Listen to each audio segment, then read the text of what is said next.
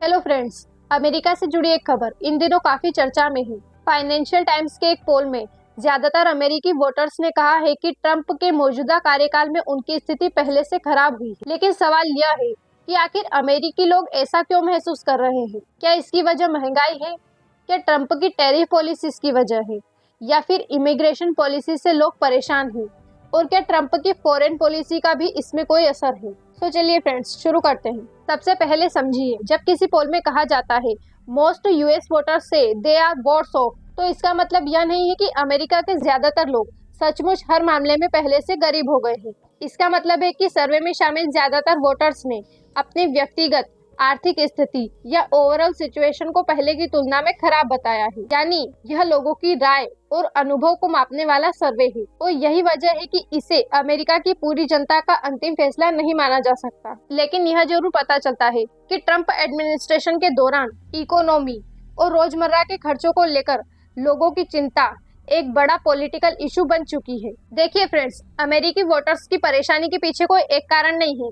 इसका सबसे बड़ा मुद्दा है रोजमर्रा की जिंदगी का खर्च। अमेरिका के किसी परिवार के लिए सिर्फ यह मायने नहीं रखता कि सरकार जीडीपी या स्टॉक मार्केट के बारे में क्या कर रही है। लोग यह देखना चाहते हैं कि घर का खर्च कितना है, खाने पीने का खर्च कितना है, बिजली और दूसरी चीजों का खर्च कितना है, हेल्थ केयर कितना महंगा है और महीने के अंत में हाथ में कितना पैसा बच रहा है। यानी सरकार के लिए इकोनॉमी तो अच्छी दिख सकती है, लेकिन अगर आम परिवार को अपनी जेब में उसका फायदा महसूस नहीं होता है तो वह सरकार से खुश हो, यह जरूरी नहीं है। अब हम बात करते हैं ट्रंप की सबसे ज्यादा चर्चित पॉलिसीज में से एक पर, टैरिफ्स। टैरिफ का आसान मतलब है दूसरे देश से अमेरिका में आने वाले सामान पर इंपोर्ट टैक्स लगाना। ट्रंप का तर्क है कि अगर दूसरे देशों का सामान अमेरिका में महंगा होगा तो अमेरिकी कंपनियों को फायदा मिलेगा और देश में मैन्युफैक्चरिंग को बढ़ावा मिलेगा। इसके पीछे उनका एक बड़ा लक्ष्य है अमेरिका फर्स्ट, यानी अमेरिका की इकोनॉमी और अमेरिकन वर्कर्स को सबसे पहले फायदा मिलना चाहिए। लेकिन इसका दूसरा पक्ष भी है। अगर किसी इंपोर्टेड प्रोडक्ट पर टैक्स बढ़ता है तो उसकी कीमत बढ़ सकती है और कई बार उस बढ़ती हुई लागत का कुछ हिस्सा अमेरिकी कंज्यूमर्स और बिजनेसेस तक पहुंच सकता है। इसीलिए टैरिफ को लेकर अमेरिका में बहस है। समर्थकों का कहना है इससे अमेरिकन इंडस्ट्रीज को प्रोटेक्शन मिलेगा। वहीं आलोचकों का कहना है कि अगर इंपोर्ट महंगे हुए तो कंज्यूमर्स के लिए कुछ सामान महंगा हो सकता है और बिजनेसेस की लागत भी बढ़ सकती है। फ्रेंड्स, ट्रंप की दूसरी सबसे बड़ी पॉलिसी है इलीगल इमिग्रेशन को रोकना। ट्रंप लंबे समय से कहते आए हैं कि अमेरिका की सदर्न बॉर्डर्स को सुरक्षित करना चाहिए। उनके एडमिनिस्ट्रेशन ने इलीगल इमिग्रेशन और डिपोर्टेशन के खिलाफ सख्त अप्रोच अपनाया है। इसके समर्थक कहते हैं अमेरिका की बॉर्डर सिक्योर होनी चाहिए और इमिग्रेशन के लिए कानून का पालन होना चाहिए। लेकिन आलोचक कहते हैं कि बहुत सख्त इन्फोर्समेंट से माइग्रेंट्स और इमिग्रेशन फैमिलीज पर मानवीय असर पड़ सकता है। यानी यहाँ भी अमेरिका में ओपिनियंस पूरी तरह से एक जैसा नहीं है। फ्रेंड्स, ट्रंप एडमिनिस्ट्रेशन ने फेडरल गवर्नमेंट के खर्च और वर्क फोर्स को कम करने पर भी जोर दिया है। इसके पीछे का लॉजिक है सरकार का अननेसेसरी खर्च कम किया जाए और टैक्स पेयर के पैसे की बचत हो। यह बात उन लोगों को पसंद आती है जो मानते हैं कि अमेरिकी गवर्नमेंट बहुत बड़ी और एक्सपेंसिव हो चुकी है। लेकिन दूसरी तरफ सवाल उठता है, अगर गवर्नमेंट डिपार्टमेंट में जॉब्स और स्पेंडिंग बहुत कम कर दी जाए तो क्या पब्लिक सर्विस पर असर पड़ेगा? यही वजह है कि इस पॉलिसी को लेकर भी सपोर्ट और क्रिटिक्स दोनों देखने को मिलते हैं। फ्रेंड्स, अब हम बात करते हैं ट्रंप की फॉरेन पॉलिसी की। ट्रंप की विदेश नीति को समझने के लिए एक शब्द बहुत महत्वपूर्ण है, अमेरिका फर्स्ट। इसका सीधा मतलब है कि ट्रंप चाहते हैं कि अमेरिका जब किसी दूसरे देश की मदद करे या कोई इंटरनेशनल एग्रीमेंट करे तो पहले यह देखा जाए कि अमेरिका को उससे क्या फायदा मिल रहा है। यह ट्रेडिशनल अमेरिकन फॉरेन पॉलिसी से कुछ मामलों में अलग अप्रोच है। ट्रंप अक्सर अपने एलाइज से कहते हैं कि अगर अमेरिका किसी अलायंस की सिक्योरिटी में बड़ा खर्चा कर रहा है तो दूसरे देश भी उसकी ज्यादा जिम्मेदारी ले।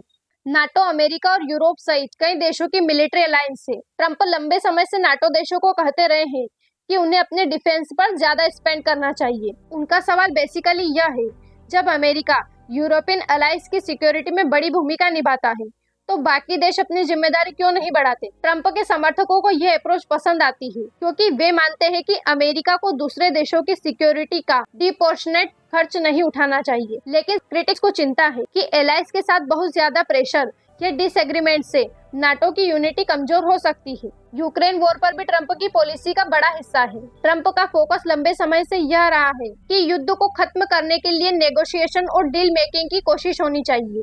उनका अप्रोच यह है कि अमेरिका को हमेशा दूसरे देशों के युद्ध में लंबे समय तक पैसा और रिसोर्स नहीं लगाते रहना चाहिए। लेकिन यहाँ भी एक बड़ा सवाल है, अगर अमेरिका यूक्रेन पर अपना सपोर्ट कम करता है तो क्या इससे रशिया को फायदा मिलेगा? और अगर अमेरिका सपोर्ट जारी रखता है तो अमेरिका पर आर्थिक और मिलिट्री बर्डन कितना पड़ेगा? इसी वजह से यूक्रेन पॉलिसी भी अमेरिका में विवाद का विषय है। फ्रेंड्स, चीन के बारे में ट्रंप का अप्रोच काफी टफ है। यह सिर्फ ट्रेड का मामला नहीं है। अमेरिका और चीन के बीच में technology, manufacturing, supply chain, military power और ग्लोबल इन्फ्लुएंस को लेकर भी कंपटीशन है।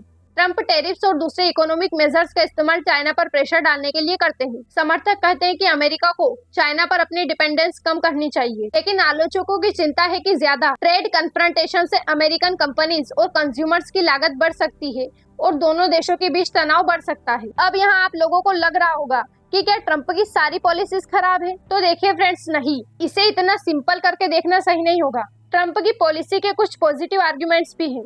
समर्थकों के मुताबिक इलीगल इमिग्रेशन पर कंट्रोल जरूरी है। अमेरिकन इंडस्ट्रीज को फॉरेन कंपटीशन से प्रोटेक्शन मिलना चाहिए। चीन पर ज्यादा इकोनॉमिक प्रेशर जरूरी है। यूरोपियन एलाइज को डिफेंस में ज्यादा खर्च करना चाहिए। गवर्नमेंट का अननेसेसरी खर्च कम होना चाहिए। अमेरिका को दूसरे देशों की समस्या में जरूरत से ज्यादा पैसा नहीं लगाना चाहिए। लेकिन वहीं दूसरी तरफ क्रिटिक्स कहते हैं कि टैरिफ्स कुछ सामान महंगे कर सकते हैं। इमिग्रेशन इन्फोर्समेंट का ह्यूमैनिटेरियन इम्पैक्ट हो सकता है। गवर्नमेंट कट से कुछ पब्लिक सर्विस प्रभावित हो सकती है। एलाइज पर ज्यादा प्रेशर इंटरनेशनल रिलेशनशिप को नुकसान पहुंचा सकता है और फॉरेन पॉलिसी में अनसर्टेनली बिजनेस और दूसरे देशों के लिए परेशानी पैदा हो सकती है। यानी हर पॉलिसी का एक फायदा और एक पॉसिबल नुकसान है।